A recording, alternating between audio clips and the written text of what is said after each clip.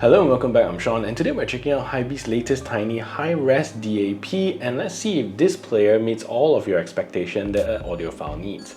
Let's check it out. So for a small tiny DAP like the R1, one of the things that I love is the well-knitted integration of great high-res performance, a very nice screen, a decent audio quality. All of this makes the R1 a really nice device to own and to bring your music around. So another thing I love about this device is the ability to plug this R1 into any devices that you have, use it natively as a DAC. So if you have more basic laptop that needs audio enhancements because of the sound card, then this player would work really well as a DAC. So another area that I like is the improved screen and the Hiby OS itself. And with this new OS, we get a lighter color backdrop which looks really good, and it also comes with a pretty sharp screen even as compared to the Hiby R32 that we've previously looked at. And compared to the R32 screen, which looks kind of low resolution, what you get with the R1 is actually really good and high resolution. So we'll talk a little bit about the specs later on. And next, I also like the fact that this device is so tiny and the front of it is mostly screen, and you can see how tiny this device really is. And like I said, it's mostly made out of screen and it has a pretty small bezel, so this is back to the days of the iPod Nano kind of size that will fit into the small pocket of your jeans. Also, you're getting great specs with this DAP. You get a single CS43-131 DAC chip that supports DSD256, PCM 32-bit at 384 kHz, and you also get Bluetooth 5.1 that supports the LDAC, aptX, AAC and SBC playback. So you get 2.4 GHz Wi-Fi for AirPlay, DLNA and Hiby link support, and you also get a THD of less than 0.001%. You also get to transfer your music to this device wirelessly, which is a pretty cool feature, and if you don't want to be plugging this device here and there just to sync over your music. And finally, this device only comes in at 70 grams, which is super lightweight for a full-feature DAP. Alright, so to the things that I wish this player was a little better at. So first of all is the volume, and although it is rated to have a nominal output power of 70 milliwatts and the ability to drive big enough headphones does struggle a little bit, and pairing it with the 32 ohms Philips Fidelio X2HR is decent, where maxing out the volume on this player does give you pretty good volume but not loud.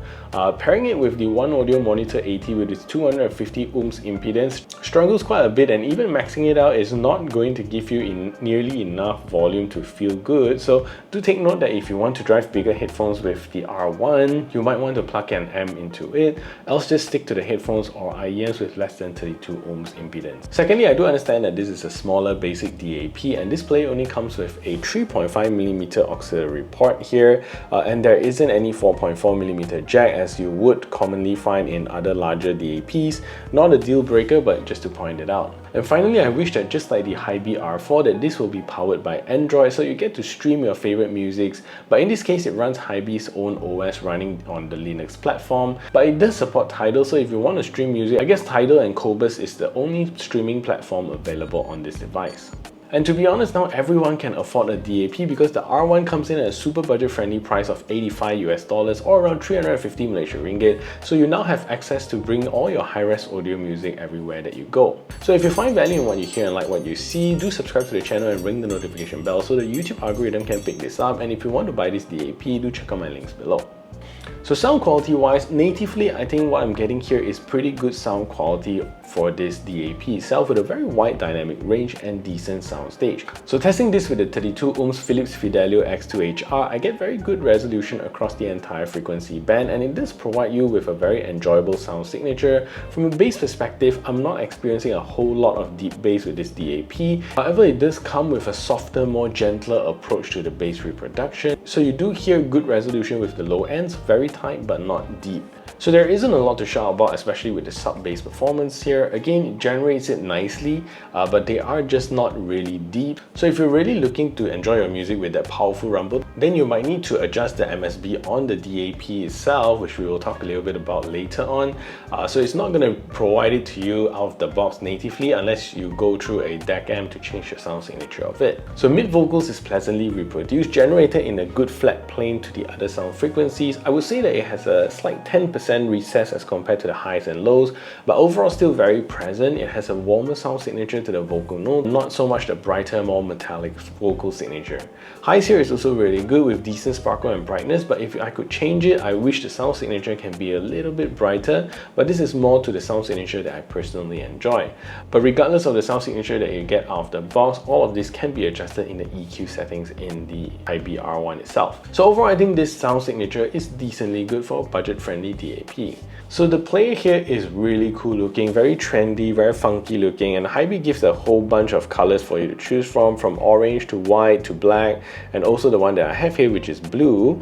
And the chassis on the side here is also semi-translucent. If you can see, you can actually look into the componentry inside, but not a lot. And at the back of the device, you do get a color-coded Hiby branding there, as well as the R1 model at the bottom, which looks really good. And in the front here, you're getting a really nice screen for the price, and it's a 3-inch IPS display with a resolution of 800 by 480, and it's sharp and also really beautiful to look at, way sharper as compared to the Hiby R3 II that we've checked out previously. So on the left side, you're going to get 2 holes for the lanyard that Hiby also provides you in the box. And on the right here, you get several buttons, including a power button, a volume rocker, as well as a track skipping control. And below the power button is also an LED light that shows you the status of the device, and it will also light up when it's charging. At the bottom of the device is pretty simple. You're going to get a 3.5mm auxiliary port, a Type-C charging port to charge the device up, as well as to connect the DAP to work as a DAC. And finally, you're going to get a micro SD card slot that supports cards up to 2 TB of storage. So similar to other Hiby products, you're going to get proprietary MSEB tuning for all your audio needs. It works like a super comprehensive EQ adjuster, so you get to adjust the temperature of your audio, the bass texture, the vocals, and many more. And under the settings, you also get many more other features and settings to play with, so it's good to play around and explore how it affects the sound signature that you get.